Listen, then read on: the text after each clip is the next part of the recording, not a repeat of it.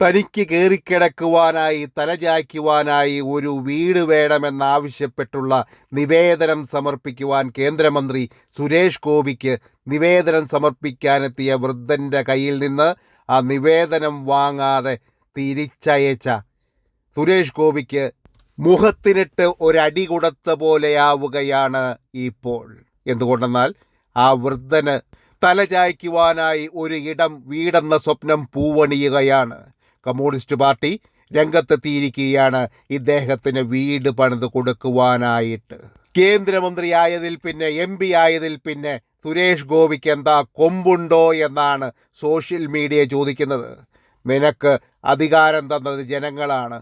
ആ ജനങ്ങളെ സേവിക്കുവാൻ വേണ്ടിയിട്ടുള്ളതാണ് നിന്റെ മന്ത്രിപദം. അല്ലാതെ ചുമ കയ്യും കെട്ടി മാടമ്പി ചമഞ്ഞാനുള്ളതല്ല എന്നാണ് നാട്ടുകാർ സുരേഷ് ഗോപിയോട് സോഷ്യൽ മീഡിയയിലൂടെ വെളിപ്പെടുത്തുന്നത്. ഏതവനായാലും ഏത് മന്ത്രിയായാലും ജനങ്ങളുടെ സേവകരാണ്. അവരുടെ നികുതിപ്പണം 18% നികുതിപ്പണമാണ് ഇവൻ്റെയൊക്കെ ശമ്പളം. അതുകൊണ്ട് ജനങ്ങളെ സേവിക്കലാണ് ജനസേവകരുടെ ലക്ഷ്യം.